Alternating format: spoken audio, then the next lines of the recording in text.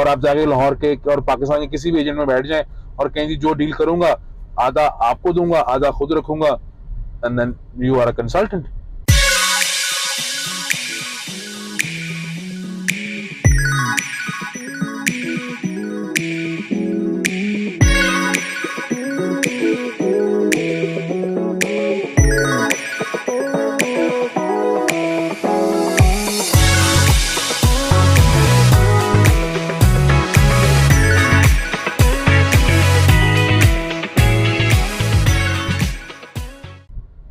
Assalamu alaikum. Iyyaka na'budu wa iyyaka nasta'in. And welcome back to the YouTube channel of Cruising Realty, a channel which has been based only to make you understand the very pulse of real estate sector of Pakistan. और अगर अभी तक आपने channel को subscribe नहीं किया तो please subscribe कर लीजिए, बेल आइकन दबा दीजिए। Just like our previous videos, today also we will be discussing a very important factor that plays a very vital role in the real estate industry, and that is again property brokers, agents, dealers, जो मर्जी आप कह लीजिए हैं तो property brokers he. The number one factor is the market instability versus commitment. अब इसको थोड़ा सा जरा तफसील से समझते हैं। Unfortunately, पाकिस्तान में आपको पता है कि real estate industry it is subjected to a very cyclical cycle. It goes up and down after a certain period of time. ये कोई 3-4 साल के बाद एक किस्म का बूम लेती है, which has been historically which can be proven, and again there is a certain dip in that industry. और फिर in that situation जब ये इतनी volatile किस्म की इंडस्ट्री है तो कमिटमेंट, मैंने जिस तरह कहा कि मार्केट इंस्टेबिलिटी वर्सेस कमिटमेंट, तो एक डीलर है वो चाहे एक किसी स्टेट एजेंट पे काम करने वाला है या even as a matter of fact the CEO of the state agency, उसकी बेचारे की कमिटमेंट क्या रह जाती है। And that is the reason कि जब एक मार्केट बूम आता है, सो जिस तरह बड़ी ईद के ऊपर आप देखते हैं कि मौसमी किस्म के कसाई नजर आना शुरू हो जाते हैं, because there is a big surge in the demand और हर कोई वो चीज ढूंढ रहा होता है। सो जिसके पास कोई काम करने को नहीं है वो कहता है you know what, let's do the real estate industry. And then when there is no more demand in the market, I mean the transactions tend to come down. So फिर वो क्या होता है, फिर उनकी कमिटमेंट नहीं रहती and they get back to their own work. कोई बेचारा अपनी प्राइवेट जॉब छोड़ के आया होता है, कोई स्कूल का टीचर होता है वो छोड़ के आ जाता है, कोई गाड़ियों का बिजनेस कर रहा होता है वो छोड़ के आ जाता है। So the major factor in the dilemma for these real estate brokers or agents is that कि मार्केट की अगेन स्टेबिलिटी नहीं है जिसके ऊपर उनकी कोई खास कमिटमेंट भी नहीं है। Another major factor in this dilemma list is the client interest versus the commission. ये बहुत इंपॉर्टेंट है आई थिंक सो दोनों एस्पेक्ट्स के लिए, whether it's a dealer agent और या फिर एक एंड यूजर, वो किसी भी शक्ल में हो सकता है, वो एक इन्वेस्टर की शक्ल में हो सकता है या वो एक रियल क्लाइंट जिसको एंड प्रोडक्ट चाहिए उसकी वजह से हो सकता है। जो रियल एस्टेट एजेंट है वो इस इंडस्ट्री में हमेशा इस चीज के अंदर फंसा रहता है कि यार वो क्या करे, वो क्लाइंट का इंटरेस्ट पहले रखे या अपना इंटरेस्ट पहले रखे। कमीशन तो उसका इंटरेस्ट हुआ। This is a very normal practice in the market कि क्लाइंट करोड़ों रुपए की चीज तो खरीद लेता है, बट जब उसको कमीशन देने की बारी आती है, unfortunately which is a true fact, I mean I would say because I have faced my self in this industry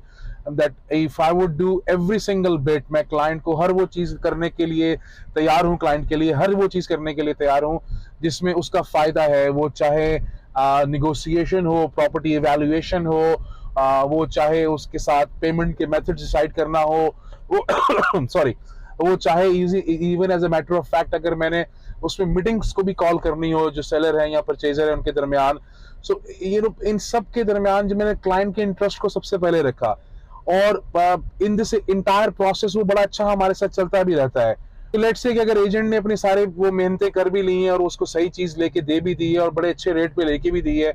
तो फिर क्या होता है कि at the end of a day client ही कहता है कि यार यू नो व्हाट, मैं आपको जो है ना वो एक सर्टेन परसेंटेज दूंगा, for example as a matter of fact 0.5% दूंगा, 1% नहीं दूंगा।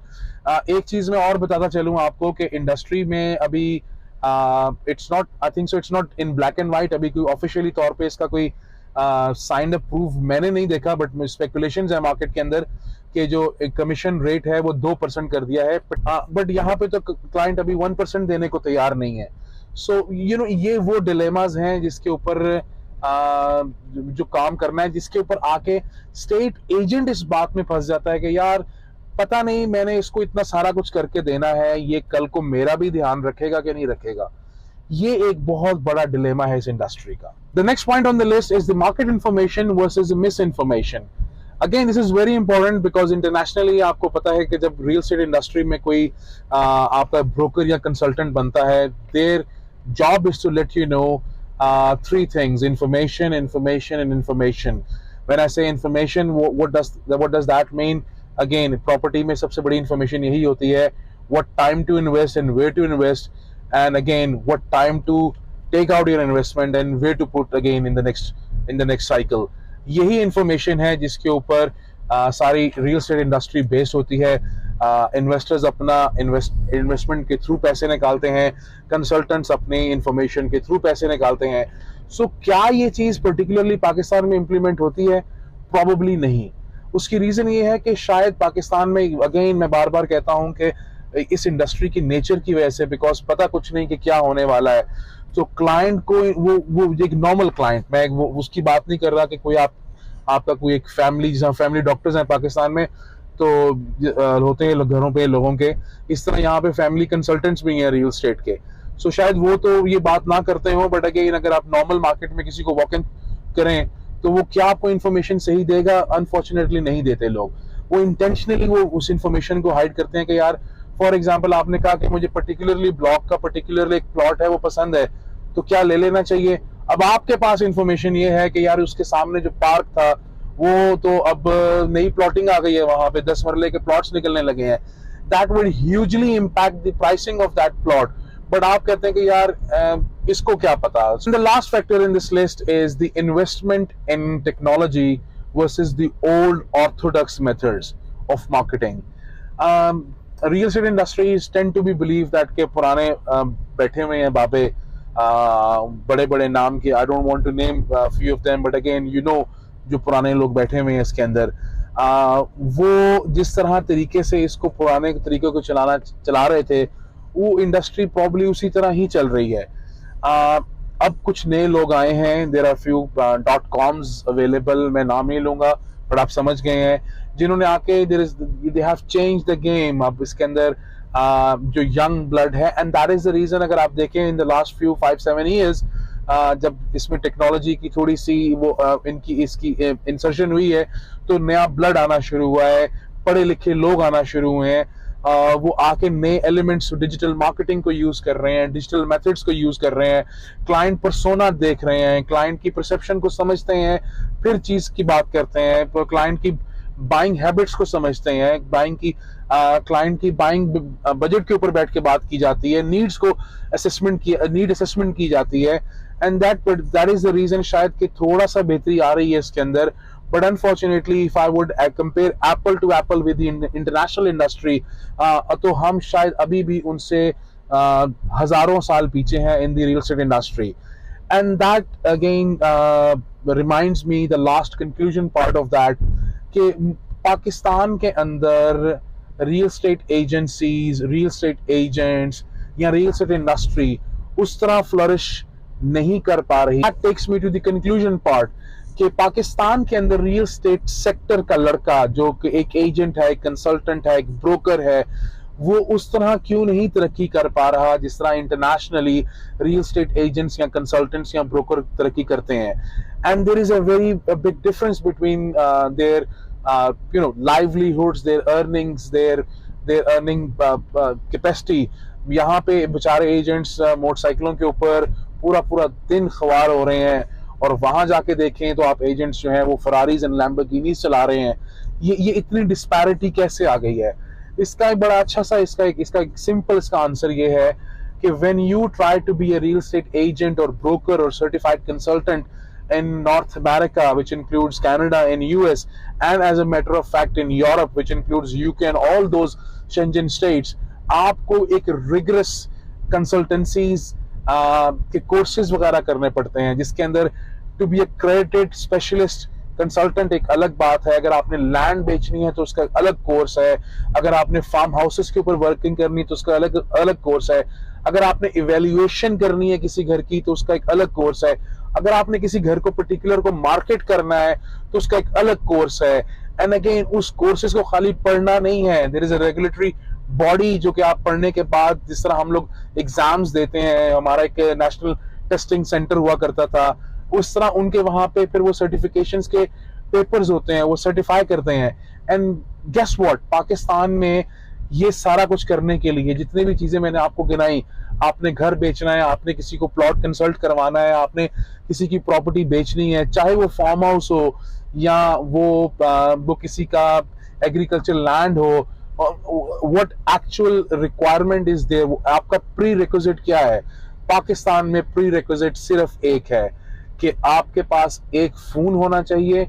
उसके अंदर एक 100 रुपए का कार्ड होना चाहिए जिससे आपकी कॉलिंग कर सकें, and there you go, you are a real estate consultant. There is no official training, as well as आप किसी एजेंसी के पास जाके बैठते हैं, जो एजेंसी वाला है, जो रियल एस्टेट का जो सीईओ है उस एजेंसी का,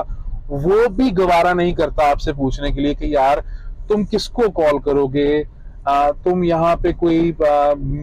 ग्रोसरी तो बेच नहीं रहे, we talking about millions and hundreds of millions of a product, और तुम किस तरह बात करोगे, क्लाइंट को क्या पिच करोगे, तुम्हारी असेसमेंट क्या है, तुम किसी इलाके के किसी रेजिडेंशियल प्लॉट को असेस कैसे कर सकते हो। कुछ नहीं चाहिए, बिलीव मी, आप भी कर सकते हैं, सिर्फ एक फोन और एक उसके अंदर कॉलिंग का card, and there you go, you are a real estate agent. और आप जाके लाहौर के और पाकिस्तान के किसी भी एजेंट में बैठ जाएं और कहें जी जो डील करूंगा आधा आपको दूंगा आधा खुद रखूंगा, and then you are a consultant. That's what is happening, and this is the dilemma of Pakistan real estate industry. ये वो बात है जिसकी वजह से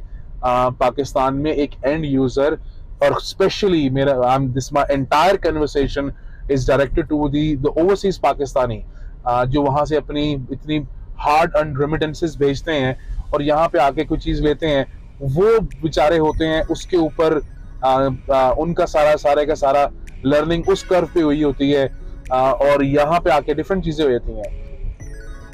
आज के लिए इतना ही जी, बहुत बहुत शुक्रिया for watching the entire video. Please like my channel, subscribe it and share with your friends. Bell icon को जरा क्लिक कर दीजिएगा ताकि आपको न्यू नोटिफिकेशंस आती रहें,